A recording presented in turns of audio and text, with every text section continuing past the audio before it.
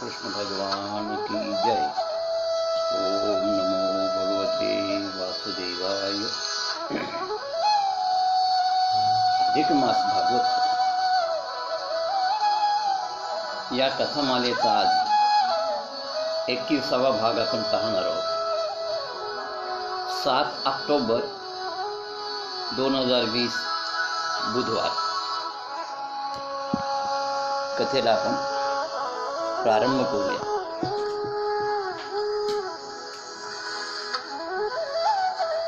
आज प्रारंभी आपण सुखिया नावाच्या एका माळणीची कथा बघणार आहोत। तिची भक्ती आणि त्या भक्तीमुळे कृष्ण भगवंतांनी कशा रीतीने तिचं रक्षण केलं, तिचा योगक्षम चालवला हे या कथेमध्ये आपल्याला पाहायला मिळेल।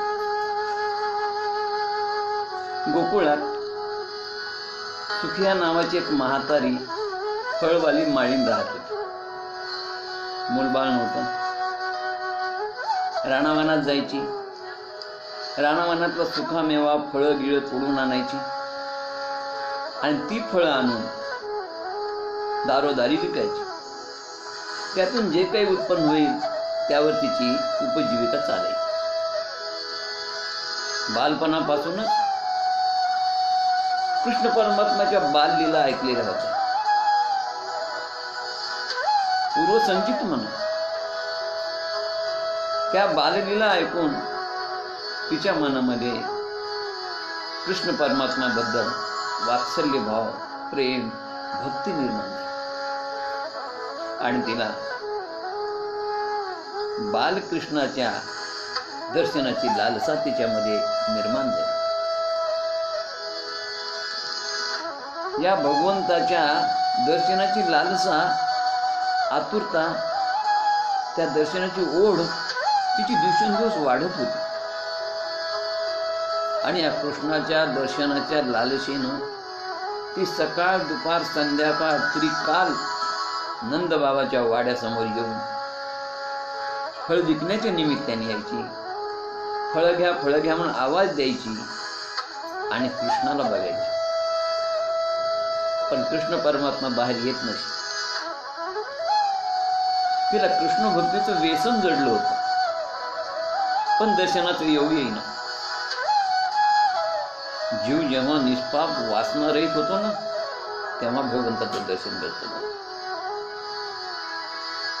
सकाळ संध्याकाळ रोज ती यायची। सतत 3 वर्षे तिनं भगवंताच्या दर्शनाची वाट पाहिली, पण तिला काही दर्शनाचे योग येईल। 3 वर्षानंतर तिला दर्शन झालं। काय झालं की मग तिने एका पुरोहिताला विचारलं, सल्ला घेतला। त्याच पुरोहिताने सांगितलं, तू साधना कर, उपासना कर, कृष्ण परमात्माचं नित्य स्मरण कर। आणि त्या पुरोहिताने तिला मंत्र दिला, ओम नमो भगवते वासुदेवाय। तिचा विश्वास होता या मंत्रावर। ती रोज 21,000 वेळा कृष्ण जप करत होती आणि 108 वेळा नंदबाबाच्या वाड्याला प्रदक्षिणा घालत होती। सतत 3 वर्षे अशा प्रकारे नामस्मरण करत, जप करत करत नंदबाबाच्या वाड्याला प्रदक्षिणा घातल्यामुळे तिची वासना नष्ट झाली। पुरोहितानं सांगितलं होतं की वासना रहित झाल्याशिवाय मन जोपर्यंत वासना रहित होत नाही, पवित्र होत नाही, त्यातले काम, क्रोध, मद, मोह, लोभ नाही होत नाही, तोपर्यंत परमात्माचं दर्शन होत नाही, असं त्या गुरुजीने तिने सांगितलं। आणि त्यामुळे तिनं निर्विषय होण्याचा विचार केला, वासना रहित मन करायचा प्रयत्न केला। आपलं मन कसं शुद्ध पवित्र होईल त्याप्रमाणे तिचं आचरण पण चांगलं ठेवलं आणि सतत भगवंताचं नामस्मरण चिंतन ती करतो। एकाग्रतेने तिने कृष्ण परमात्मा जप केला, रोज 108 प्रदक्षिणा केल्या। तिची प्रदक्षिणा सामान्य नव्हती, पंचरंगी प्रदक्षिणा होती।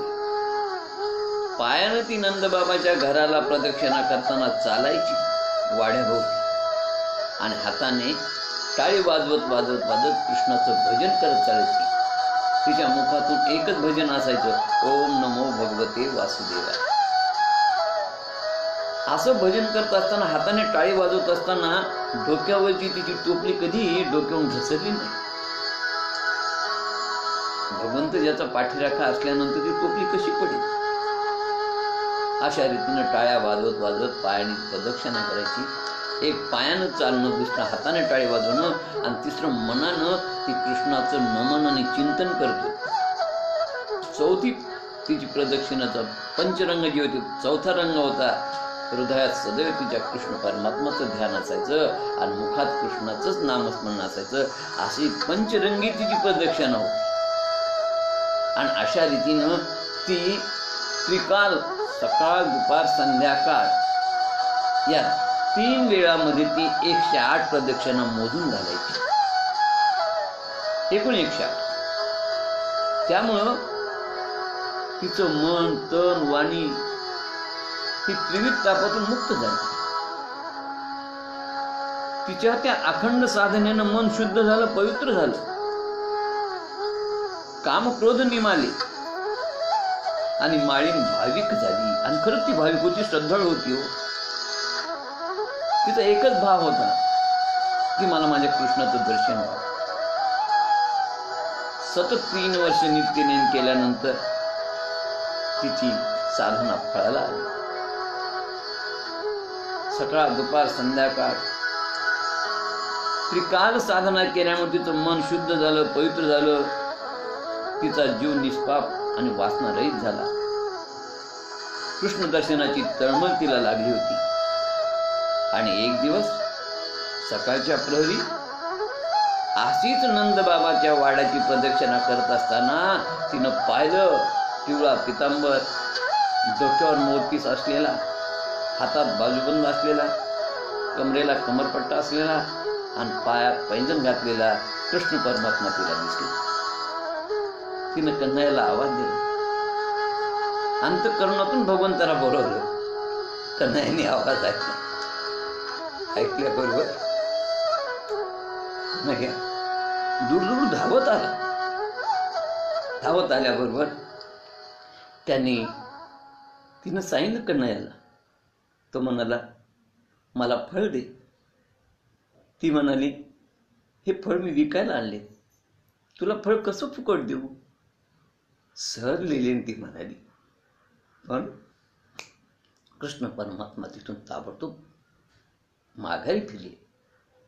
पळत पळत दूर पळत आले आणि आईनं तांदूळ वाळू घातले होते धुवून. त्या तांदळाची एक मूठ घेतली आणि ते मूठभर तांदूळ घेऊन ते तिच्याकडे आले. त्यावेळेस तिला खूप वाईट वाटलं की भगवंताला मी असे तांदूळ मागितलेच कशी, माझ्या मला अशी दुर्बुद्धी झालीच कशी. कारण मी भगवंताला न मागतच फळ देणं आवश्यक होतं. आणि त्यावेळेस तो आला कृष्ण परमात्मा. ते हातातले मुठभर तांदूळ कृष्ण परमात्माचे त्या टोपलीमध्ये टाकले आणि म्हणाले, आई आता फळ द्या. हो, आई शब्द ऐकताच तिचं हृदय अगदी हेलावून गेलं. अंतःकरणामध्ये तिचा वात्सल्य भाव निर्माण झाला. आणि यापेक्षा मोठं भाग्य कुठलं आलंय? तिनं कृष्ण परमात्माला फळ दिलं. आणि फळ दिल्यानंतर ती कृष्ण परमात्माला म्हणाली, बाळा माझ्या मांडीवर बसतो का? कृष्ण परमात्मा तिच्या मांडीवर बसले. आणि बघा, ब्रह्मसंबंध घडला. नंतर कृष्ण परमात्मा आपल्या घरात गेले आणि ही घरी आली. घरी आल्यानंतर तिने टोपली खाली ठेवली. पाहते तर ते टोपली गच्च हिरे, मानके, पाचू रत्नाने भरलेली. हो, या माळिनीचं जन्मजन्मांतरीच दारिद्र्य दुःख ह्या कृष्ण परमात्मानं नाहीसं केलं होतं बघा. कारण माळीन खरंच अनन्य भक्त होती. हो, भागवती भक्तीचं शास्त्र आहे. आणि म्हणून गीतेमध्ये सांगितलेलं जे अनन्य भावानं जो कोणी माझं चिंतन करतो त्याचा मी योगक्षेम चालवतो. अशा रीतीनं कृष्ण परमात्मानं त्या माळिनीचा योगक्षेम चालवला. आयुष्यभराचं दारिद्र्य नष्ट केलं. सुदामदेवाच्या बाबतीत देखील हेच घडलं होतं. भाई सुदामजीच्या विधीने लिहिले भीक मागावे, परी मोडून प्रभूने लिहिले भीक न मागावे. सुदामदेवाचं देखील हरिकृपेनंच दारिद्र्य नष्ट झालं होतं. आणि म्हणून आमचे जनार्दन महाराज एकच सांगतात की प्रारब्धाचा भोग जर नाहीसा करायचा असेल तर हरिकृपा पाहिजे. एका जनार्दनी भोग प्रारब्धाचा, हरिकृपे त्याचा नाश होईल. आणि अशा रीतीनं भगवंताच्या कृपेने तिचा तो भोग नाहीसा झाला. गोपाल कृष्ण भगवान की जय. आता बघा, गोकुळातून गोपांनी वृंदावनात स्थलांतर करायचा निर्णय घेतला. या मथुर येऊन या गोकुळातून वृंदावन जास्तीत जास्त 8-9 किलोमीटर अंतरावर. का निर्णय घेतला? तो गोकुळात वारंवार संकट येत होती. पाण्याची कमी होती, जनावरांच्या चाऱ्याचा प्रश्न निर्माण झाला होता. त्यामुळे सगळं वृद्ध गोपांनी, नंदबाबांनी एकत्र येऊन एक विचार विनिमय केला आणि असं ठरलं की या गोकुळामध्ये भयंकर उत्पात होत आहेत. अनेक लांडके, कोल्हे पिकांना आणि आपल्या प्राण्यांना त्रास देत आहेत. अनेक असुर, पुतना, शक्टासूर, तृणासूर यासारखे असुर येऊन आपल्याला त्रास देत आहेत. आणि पाण्याचाही प्रश्न निर्माण झालेला आहे. आपली गुरंढोरं वाढलीत, खिल्लारे वाढलीत आणि चाऱ्याची कमतरता भासत आहे. म्हणून येथूनच जवळ असलेल्या आपल्या वृंदावनात आपण या गोकुळात, आपल्या वृंदावनात आपण जाऊ नये. ज्या ठिकाणी एवढा मोठा पर्वत आहे, गोवर्धन पर्वत, त्या गोवर्धनाच्या पायथ्याशी आपण जाऊन राहूया. गोवर्धन पर्वतावरती उत्तम रीतीनं भरपूर गवत आहे, मोठमोठे कुरण आहेत. त्यामुळं गुराढोरांना चारा कमी पडणार नाही. गोवर्धन पर्वताच्या पायथ्याशीच यमुना वाहते, पाण्याचे प्रश्न निर्माण होणार नाही. आणि इथून थोडा अंतर दूर असल्यामुळे या असुरांचा आपल्याला त्रासही होणार नाही. आणि या तिन्ही कारणास्तव त्या गोवर्धनाच्या पायथ्याशी जाऊन राहायचं ठरवलं. सर्वांनी एकमताने हा निर्णय घेतला. आपली गाड्या बैल लावून सगळे स्त्री पुरुष वृद्ध आपले सामान घेऊन सगळे जण त्या वृंदावनामध्ये आले आणि तिथे त्यांनी आपली घरे बांधून राहायला सुरुवात केली. या वृंदावनामध्ये मुलांना खेळायला खूप सुंदर जागा होती. गोवर्धन होता, यमुनेचं पाणी होतं, यमुनेचं वाळवंट होतं. सर्वजण त्या आनंदात राहू लागले. अत्यंत निसर्गरम्य ठिकाण होतं. सुंदर झाडी होती, वन होतं, खेळायला मुबलक जागा होती, शुद्ध हवा होती, ऊन भरपूर होतं. मजेत त्यांचे दिवस चालले होते. आता वृंदावनामध्ये आल्यानंतर ही कृष्ण परमात्मा आणि त्यांचे ते जे नवनीत चोर मित्र मंडळ होतं, आता या सर्वांकडे एक जबाबदारी आली होती. ते म्हणजे गाई गुरांचं पालन करणं. आता ते या ठिकाणानंतर गुराखी झाले होते, गोपाळ झाले होते. बलराम, कृष्ण, दाम्या, सुदाम्या, मधुमंगल सगळे त्यांचे मित्रमंडळ. आणि हे सगळ्यावर आता जबाबदारी होती की गुरे चारायला न्यायचे आणि गुरे चारून घेऊन यायचे. खरं म्हणजे कृष्ण परमात्मा बलराम दादा हे मुद्दाम गुराखी होण्यासाठी, गोपाळ होण्यासाठी या वृंदावनात आले होते. त्यांची ती इच्छाच होती. आणि अशा रीतीनं हे गोपाळ दररोज वनामध्ये जायचे. वनामध्ये गेल्यानंतर कृष्ण कधी सुंदर पावा वाजवायचा, मुरली वाजवायचा. हे हंसाचे, मोराचे वेगवेगळे आवाज काढायचे गोपाळ. कधी लुटपुटूचं युद्धही खेळायचे. झाडाला अंगाची पानं बांधायचे, नृत्य करायचे आणि सुंदर रीतीनं त्यांचा हा कार्यक्रम चालायचा. बघा, वनी खेळती बालते बल्लवाचे, तुरे खोविती मस्तकी पल्लवाचे.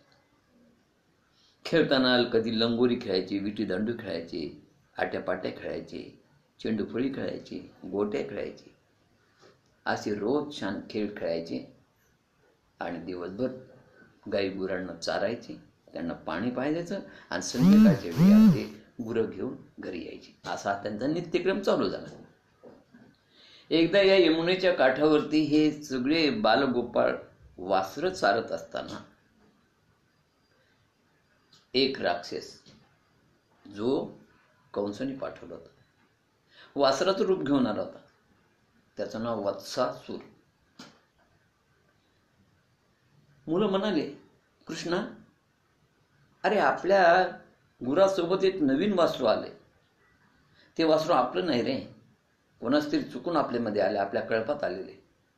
पण कृष्णानं ओळखलं की वासरू नाही, हा कंस मामाने पाठवलेला वत्सासूर नावाचा राक्षस आहे. आणि म्हणून कृष्ण हळूहळू त्या वासराजवळ आला आणि त्याने त्याचे पाय धरले, शेपूट धरली आणि त्याला गरगर गरगर फिरून एका झाडावर त्याला आपटलं. आपटल्याबरोबर तो वत्सासूर जो आहे तो गतप्राण झाला. त्यानं मरताना माईक स्वरूप सोडून दिलं आणि मूळ दैत्याचं रूप घेतलं, प्राण सोडला. अशा रीतीनं वत्सासुराला त्या कृष्णाने ठार केलं, मुक्त केलं, त्याला मोक्ष मिळाला. त्यानंतर कंसाने वत्सासूर गेलं की बकासूर पाठवला.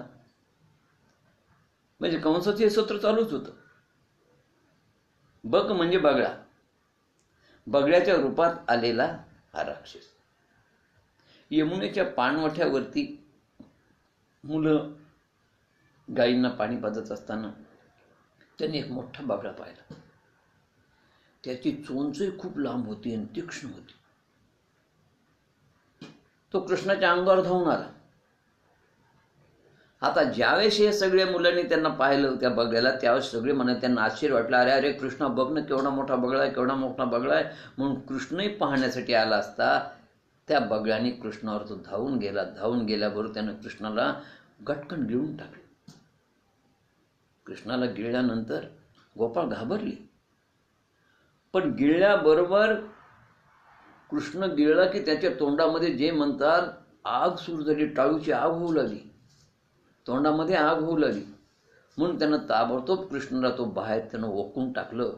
ओकून टाकल्याबरोबर खाली पडता क्षणीच पडायच्या आतच कृष्ण परमात्मानं पडता पडतात त्याची चोच धरली आणि चोचीचे 2 भाग करून त्याला फाडून टाकलं आणि अशा रीतीनं बकासुराचा वध झाला.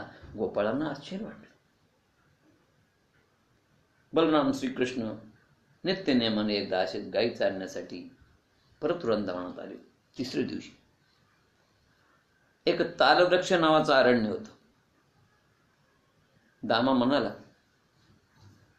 की इथून जवळ तालवृक्ष नावाचं अरण्य आहे. म्हणजे बलरामानं कृष्णाला तो सांगू लागला, तिथे खूप गोड गोड फळे आहेत, मधुर फळे आहेत.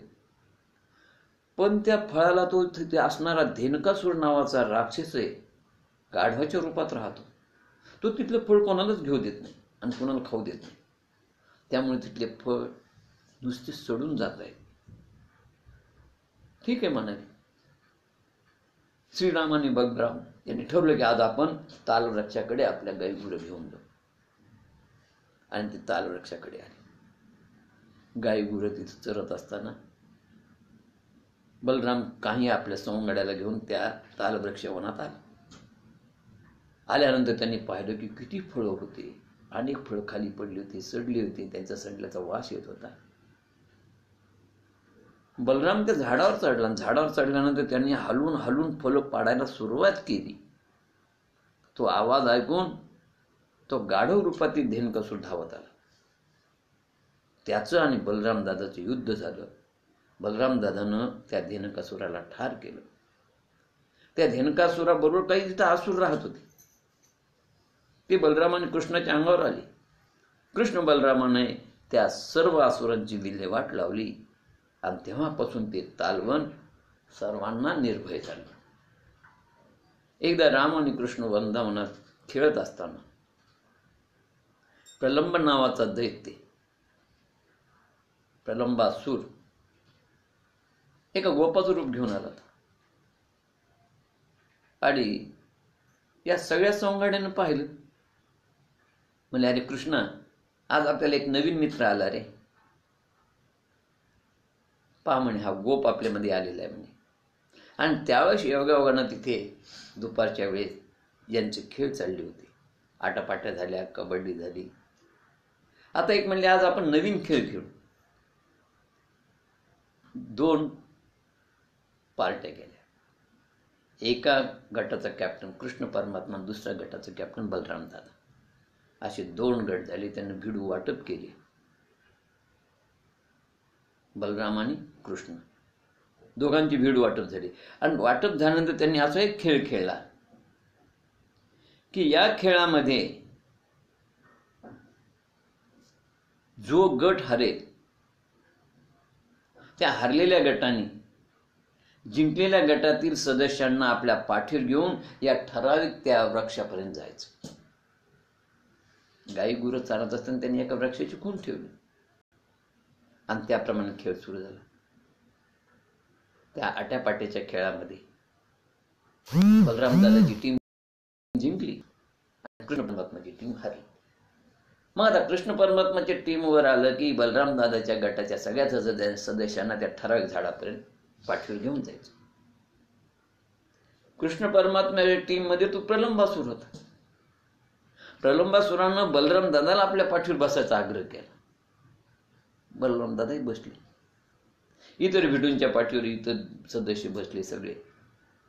त्या भिडून त्या झाडापर्यंत नेलं, त्यांना सोडलं. पण हा प्रलंबासूर बलराम दादाला घेऊन झाडाच्या पुढे पळू लागला.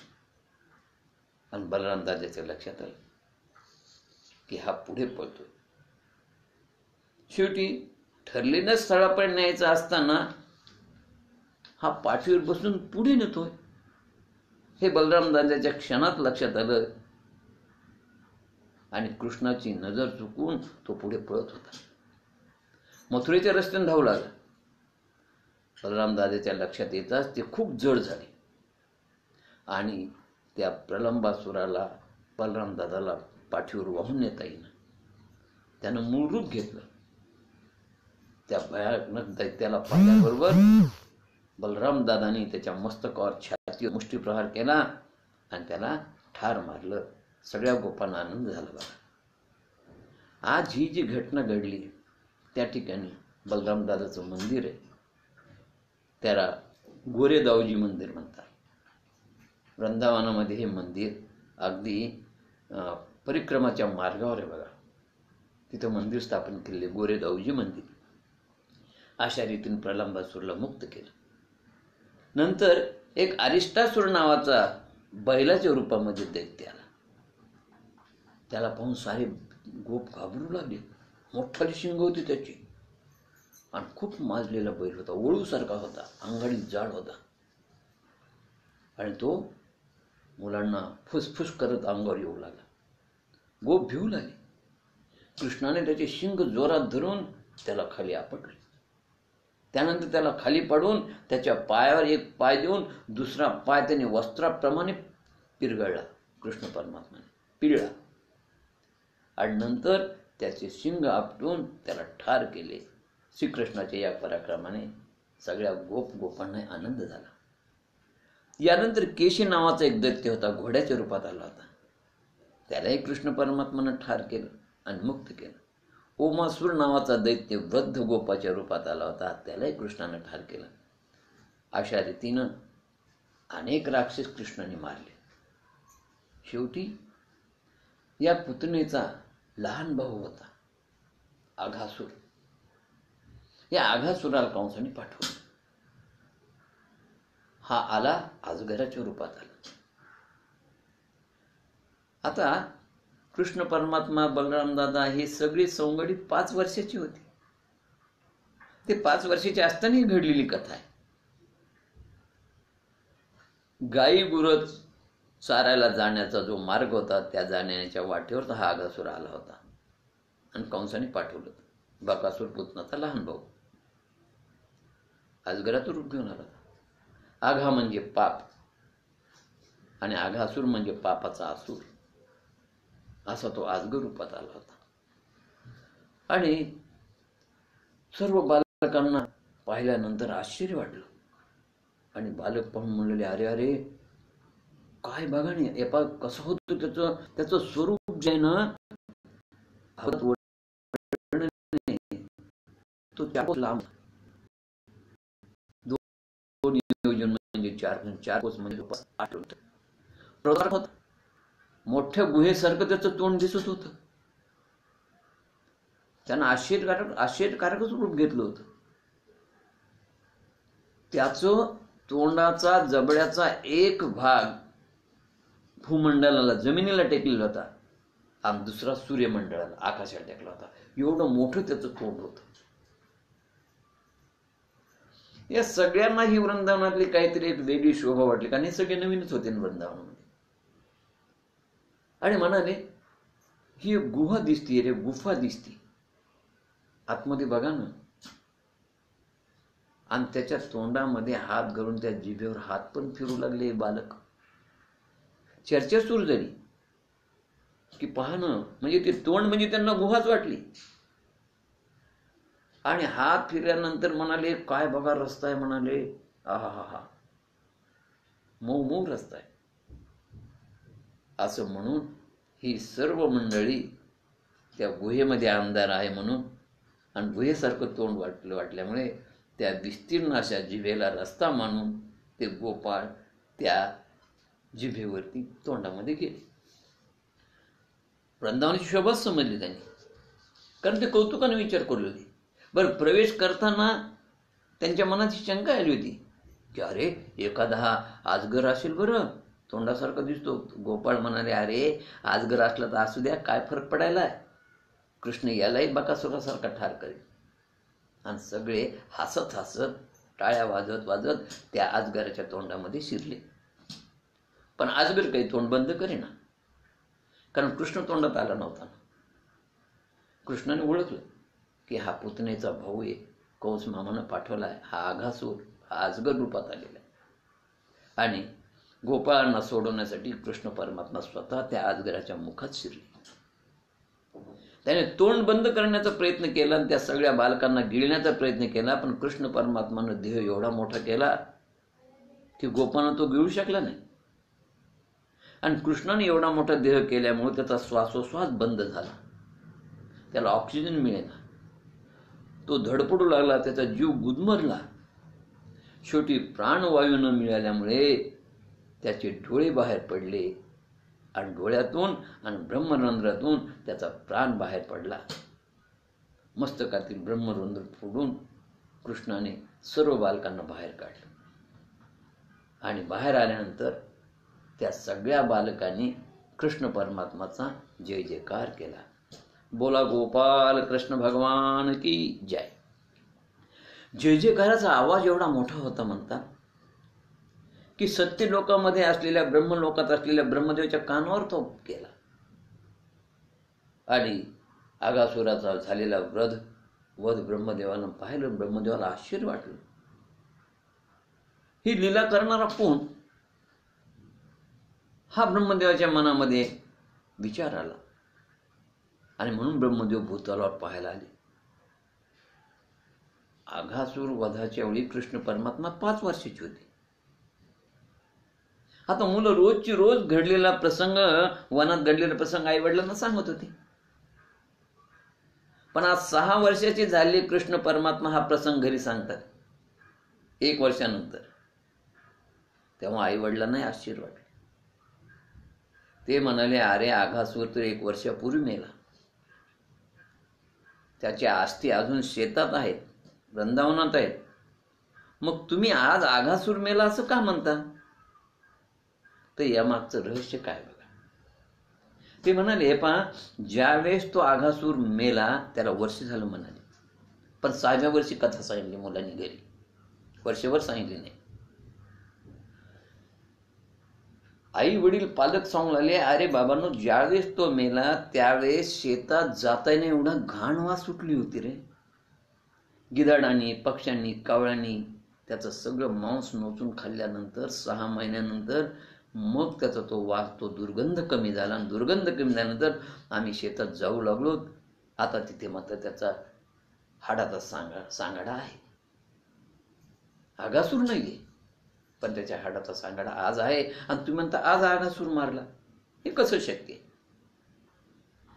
आता काय या कथेमागचं रहस्य आहे? याच्याकरता परत भागवतामध्ये फ्लॅशबॅक. या असुराच्या पोटातून सगळे बालक बाहेर निघाले आणि त्यांनी कृष्ण परमात्माचा जय जयकार केला. जय जयकार केल्यानंतर एवढा मोठा जय करणारा कोण देव आहे हे पाहण्यासाठी ब्रह्मदेव खाली आले. आता ब्रह्मदेवाचं माया मोह निरसन कृष्ण परमात्माने कसं केलं या कथेत आहे बघा. हे वनामध्ये खेळणारे बालक छानपैकी बाहेर आल्याबरोबर म्हणले, अरे कृष्णा, भूक फार लागली रे. लगे एका झाडाखाली कृष्ण परमात्माने सगळ्यांना गोलाकार बसवलं आणि गोलाकार बसवल्यानंतर असलेलं जे काही आहे आणा म्हणले, काढा आपापल्या शिदोऱ्या. आपापल्या शिदोऱ्या काढल्यानंतर कोणाचं पोहे, कोणाचे मुरमुरे, कोणाचं दही, कोणाचं लोणचं, कोणाचं दही भात, कोणाची पोळी, हे सगळं काला त्या सोंगाड्याने कृष्ण परमात्माने सगळं एकत्र केला. मध्यभागी कृष्ण परमात्मा होते आणि अशा रीतीनं तो काला एकत्र केला. एकत्र केल्यानंतर कृष्ण परमात्माने प्रत्येकाला झाडाची पानं दिली होती, पळसाची पानं. त्या झाडाच्या पानावरती प्रत्येकाला काला वाटला. कृष्ण परमात्मा मध्यभागी होते. सगळ्यांनी गोलाकार असा चक्रव्यूह केला होता. सगळे पदार्थ एकत्र करून तो काला वाटप झाला. आपल्या जवळचा सगळे एकमेकाला दही भात भरवण्याच्या तयारीत होते. तेवढ्यात मधुमंगलनं आपलं आंबट ताक काढलं, पण तो काही कोणाला देतच नव्हता. कृष्ण अनेक वेळा त्याला ते ताक मागत होता, पण त्यानं कधी कृष्णा दिलं नाही. का? की आपल्या ताकामध्ये काय असतं? पाणीच असतं नुसतं. मग असं ताक कृष्णात कसं पाजावं? पण कृष्णाने सांगितलं, आज मी तुझं ताक पिणार. आणि दोघांची झटापट चालू असताना मंजू मंगेशनं तोंडाला लावलं, सगळं कटकट पिऊन टाकलं. ताक पिल्यानंतर त्याचे ओघळ थोडेफार तोंडावरून आले होते बाहेर. कृष्ण परमात्मा ते चाटायला सुरुवात केली आणि तेवढ्यात ब्रह्मदेव तिथे आले आणि त्यांनी पाहिलं. त्यांच्या मनामध्ये विकल्प निर्माण झाला की असं कसं परमात्मा असू शकतो का? हा भगवंत कसा होईल?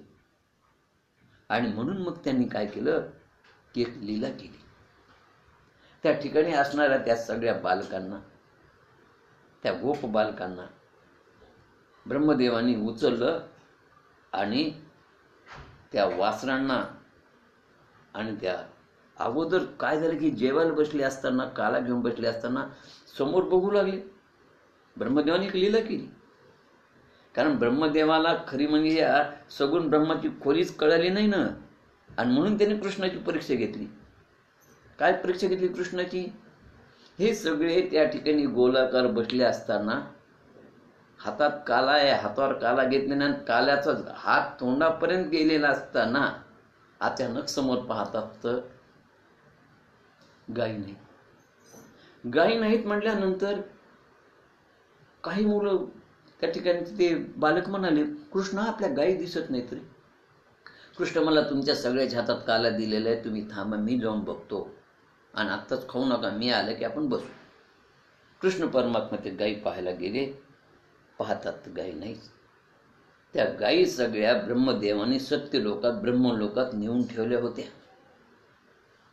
आणि कृष्ण परमात्माच्या लक्षात आलं की हे सगळी ब्रह्मदेवाची लीला आहे, त्याची करणी आहे. नंतर कृष्ण परमात्मा परत त्या बालकाजवळ आले आणि येऊन पाहतात तर गोप बालक देखील गायब झालेले. कृष्ण परमात्म्याच्या लक्षात आले की ही सारी त्या ब्रह्मदेवाची करणी आहे. त्यांनी बालकांना आणि वासरांना दोघांनाही ब्रह्मलोकात नेऊन ठेवले. ठीक आहे म्हणाले. कृष्ण परमात्माने विचार केला, अरे तू पंचमहाभूतापासून सृष्टीची उत्पत्ती करतो, मी माझ्यापासून सृष्टीची उत्पत्ती करेन. कृष्ण परमात्माने स्वतःपासून तसेच गायी आणि ते सगळी बालकं निर्माण केली, प्रतिसृष्टीत निर्माण केली. आता यांनी हे वर नेऊन ठेवले. बघा, ब्रह्मदेवाचं एक निमिष म्हणजे या भूतलावरचे 365 दिवस. यांनी जे इथून उचललेल्या गायी तसेच सत्य ब्रह्मलोकात झोपलेले आणि नेलेले बालक जशाला तसेच बसलेले आहेत. फक्त त्यांना स्मृती नाही, हातामध्ये असाच काला घेतलेला आहे. आणि वेळ किती? ब्रह्मदेवाचा एक निमिष, एक क्षण, पृथ्वीवरचा 365 दिवस. आता खाली काय फजिती असेल ही पाहण्यासाठी ब्रह्मदेव खाली आले, कारण त्यांना माहित होतं माझा एक निमिष तर इथं 365 दिवस. आता घरी जर गायी आणि मुलं नाही गेले तर किती तारांबळ उडेल, काय होईल, कृष्णाची किती फजिती होईल. आणि म्हणून खाली येऊन पाहतात तर त्या गायी सारख्याच गायी आणि त्या मुलासारखेच मुलं. अरे बापरे. आणि बघा, सायंकाळची वेळ होती, संध्याकाळची वेळ होती. कृष्णानं आपल्यापासून तशाच गायी निर्माण केल्या, तसेच मुलं निर्माण केले. ह्या गायी आणि मुलं घरी गेली. आता या गायींना पाहिल्यानंतर वासरांनी एवढा हंबरडा फोडायला सुरुवात केली आणि उड्या मारायला सुरुवात केली. गायींना पाहतात त्या वासरांना यातलं परब्रह्म दिसलं. त्या काय गायी होत्या का? ते कृष्णाचंच रूप होतं. कृष्ण परमात्मानं त्या गायीचं रूप घेत होतं. ह्या मूळ गायीचं, ओरिजिनल गायीचं वर ना त्या ब्रह्मलोकामध्ये.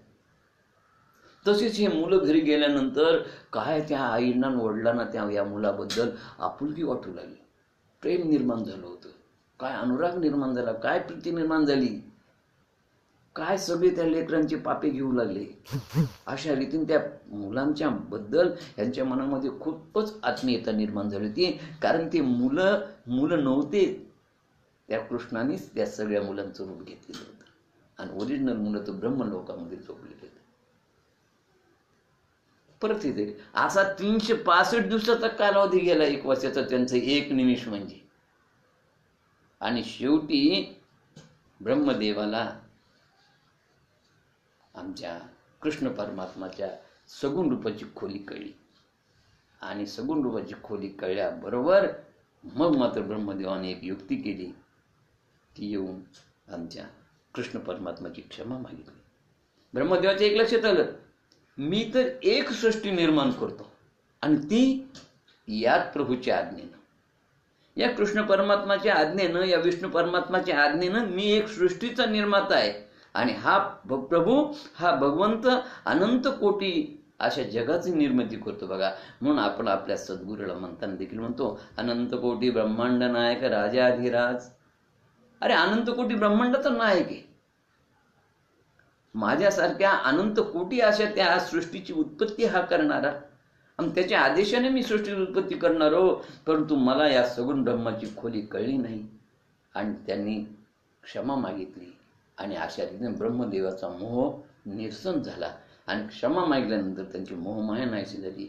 आणि क्षमा मागितल्यानंतर त्यांनी जे मूळ मुलं होते वरती आणि ज्या गायी होत्या त्या वरतून तशाच मूळ रूपात त्याच जागेवर आणून ठेवल्या.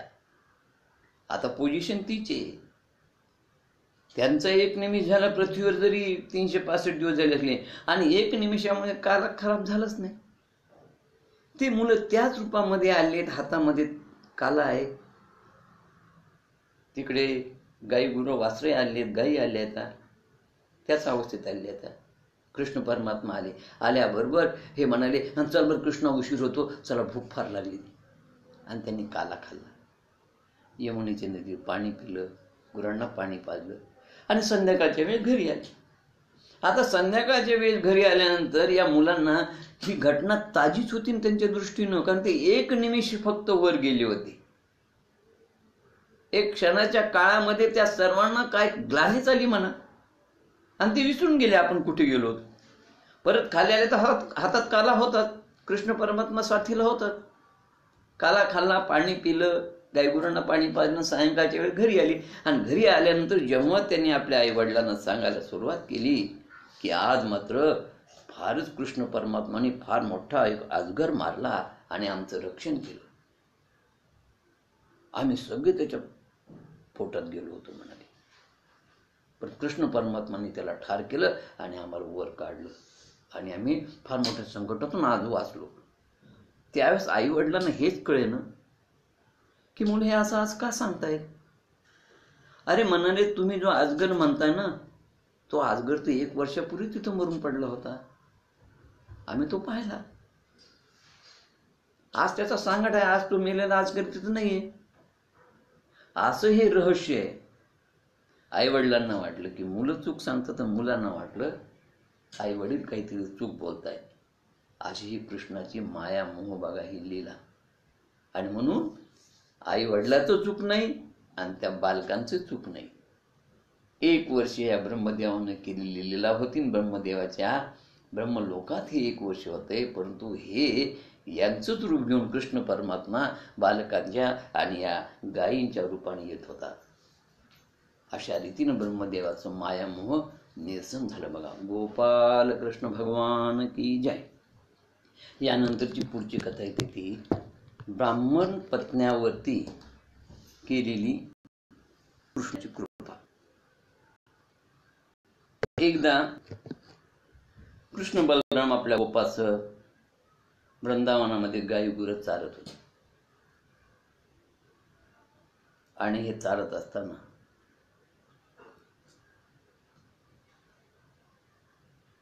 या बालकांना ही भूक लागली.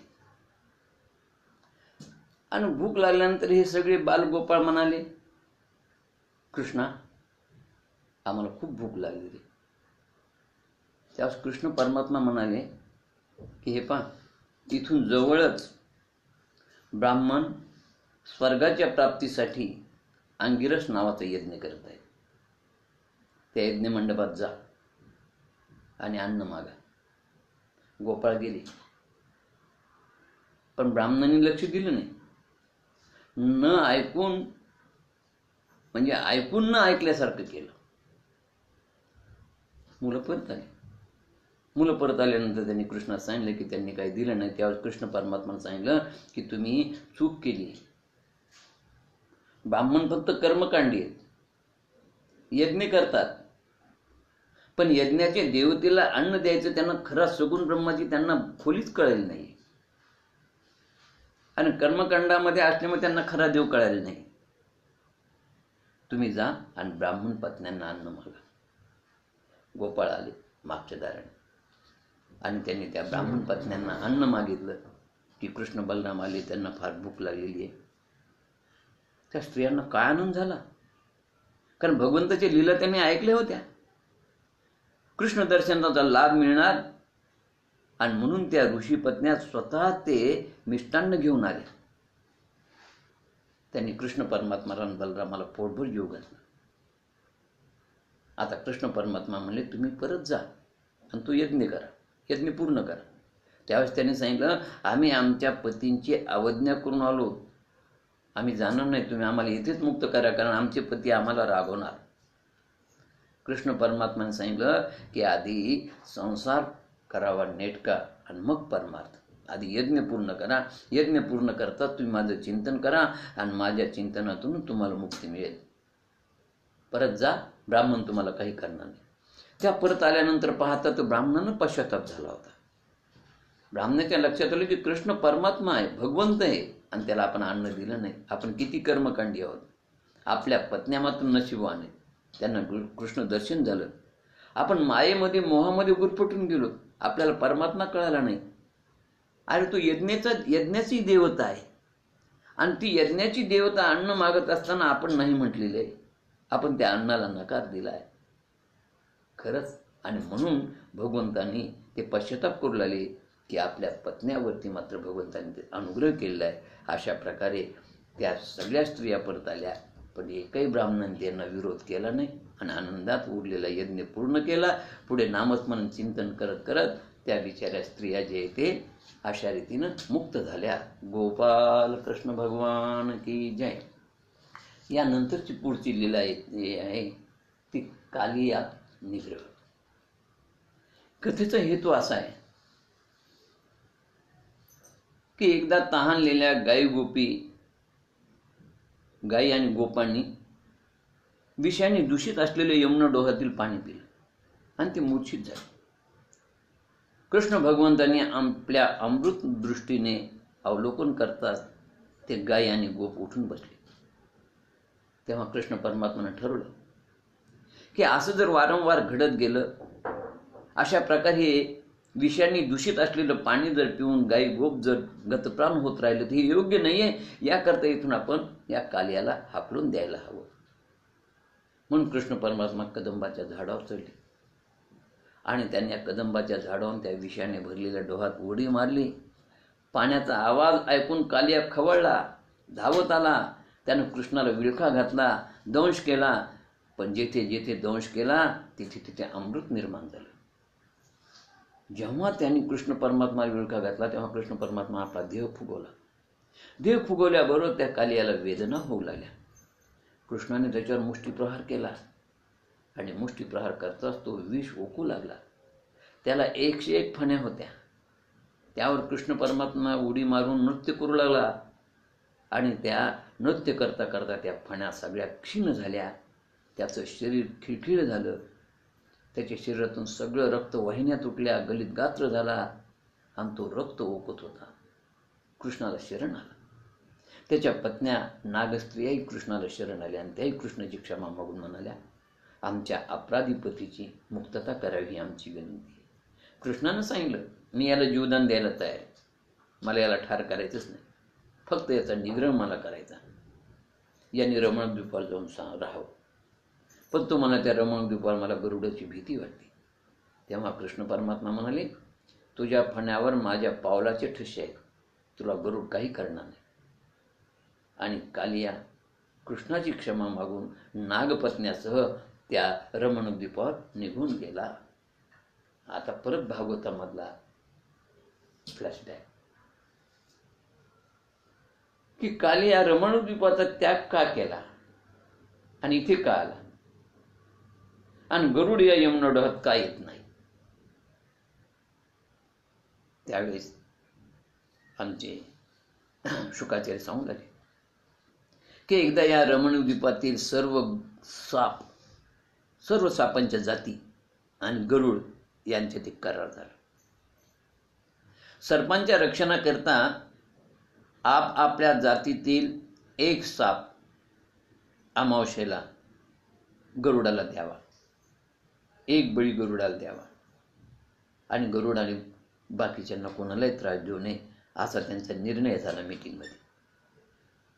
बाकीचे साप आपल्या ठरलेल्या अमावस्येला आपल्या जातीतले एक साप देत होते, पण हा कालिया त्या गरुडाला तुच्छ मानायचा. आपल्या जातीचा साप तर बळी देतच नव्हता, उलट दुसऱ्यांच्या सर्पाने दिलेला बळी भक्षण करत होता. त्यामुळं कालियामध्ये त्या दोघांमध्ये युद्ध झालं आणि युद्ध झाल्याबरोबर कालिया तिथून पळाला आणि यमुनेच्या डोहात येऊन राहू लागला. कारण कालियाला माहित होतं की गरुड हा यमुना डोहात येत नाही.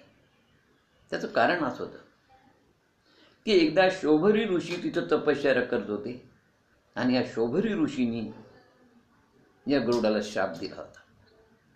ऋषी तिथं स्नान करून तपश्चर्या करत असताना हा गरुड एका माशाला पकडण्यासाठी आला. त्या माशाने शोभरी ऋषीला विनंती केली असताना शोभरी ऋषीने त्या गरुडाला अडवलं, पण गरुडानं ऐकलं नाही. तेव्हा त्यांनी शाप दिला की गरुडा, तू जर या डोहात परत आलास ना तर तुझा प्राण जाईल. आणि त्यामुळे गरुड त्या डोहात येत नाही हे कालियाला माहीत होतं आणि म्हणून कालियानं सुरक्षिततेच्या दृष्टीनं या डोहाची नियोजन केलं होतं. तो या डोहात येऊन राहत होता. आता या कथेचा हेतू काय?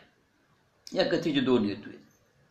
लौकिक दृष्टीने जर विचार केला तर ही कथा सांगते कालियाच्या विषयानं यमुना नदी दूषित झाली होती आणि तिची शुद्धता करण्याची ही लीला आहे. म्हणजे यातून सामाजिक पर्यावरणाचा संदेश कृष्ण परमात्मा आम्हाला देतात. याचा अर्थ कालियामधून ही जलशुद्धी करण्याची लीला आहे.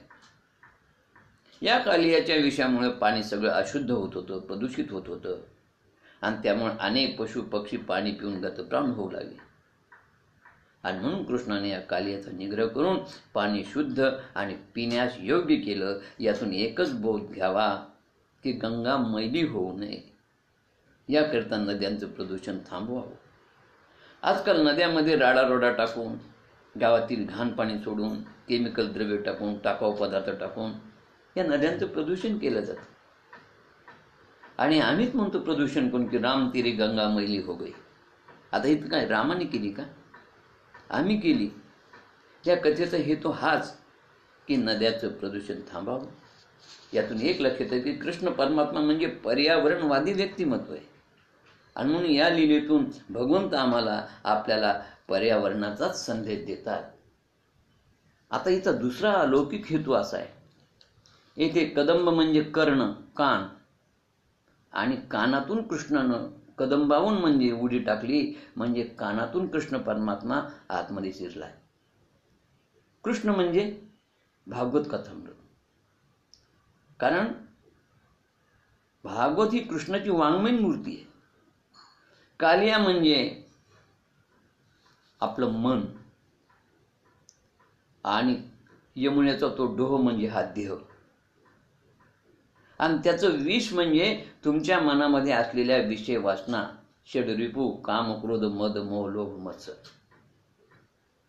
कशामध्ये येतात? या देहरूपी यमुनेच्या डोहामध्ये हे सगळं काय आहे. आणि कालियाचे 101 फण्या म्हणजे तुमचा अहंकार आहे. या देहरूपी डोहामध्ये विष भरलेलं आहे, षडरिपूंचं, वासनेचं, आणि त्या फण्यामध्ये अहंकार पण आमच्यात आहे. कदंब वृक्षाहून कृष्ण यमुनेत डोहात प्रवेश करतो, तसे कानातून कर्णरसानातून कृष्ण म्हणजे भागवत कथामृत आमच्या डोहात म्हणजे देहात शिरतं. आणि देहात शिरल्यानंतर तुमच्या अंतःकरणात ते जातं. हे कथामृत आमच्या अंतःकरणातील षडरिपू आणि विषय वासना, अहंकार, आमच्यामध्ये असणारे काम, क्रोध, मद, मोह, मत्सर हे या कथेने नाहीसे होतात. असं हे भागवत कथामृत आहे. असं हे कृष्ण रसायन आहे जे आमच्या कानातून आमच्या अंतःकरणात जातं. आणि या कथा ऐकून आमचा तमोगुण रजोगुण नाहीसा होऊन आमचं हृदय अंतःकरण शुद्ध होतं. आम्हाला कृष्ण परमात्माच्या भक्तीची आवड निर्माण होते. आमच्यातील 101 प्रकारचा अहंकार नष्ट होतो. जसा कालियाचे 101 फण्या आहेत, नृत्य करून त्यांनी त्या नष्ट केल्या, गलित गात्र केल्या, तसा आमचा अहंकार देखील गळून पडावा. हा, कोणाला रूपाचा अहंकार आहे, कोणाला श्रीमंतीचा आहे, कोणाला शिक्षणाचा आहे, प्रत्येक गोष्टीचा अहंकार आमच्यामध्ये आहे. म्हणून या भागवत ग्रंथाच्या माध्यमातून आमच्या देहरूपी यमुना डोहात पोहोचली ही कथा की आमच्या विषय वासना, अहंकार नष्ट होईल आणि आमचा देह यमुनेप्रमाणे शुद्ध होईल. आणि अशा शुद्ध अंतःकरणामध्ये भगवंत असतो. देव भरिला विठ्ठले, काम क्रोधे घर केले रीते, तुकाराम महाराज म्हणतात. कामक्रोधानं घर नाहीचं केले की भगवंत तुमच्या हृदयातून एकदा का भगवंत हृदयात साठवलं की संपलं. साठविला हरिजी ही हृदय मंदिरी, त्याची सरली एर झाला सुफल व्यापार. असा हा देहशुद्धीचा संदेश या अलौकिक लीलेतून आम्हाला प्राप्त होतो. आणि पुढची कथा आहे ती म्हणजे गोवर्धन लीलाची कथा. गोपाल कृष्ण भगवान की जय.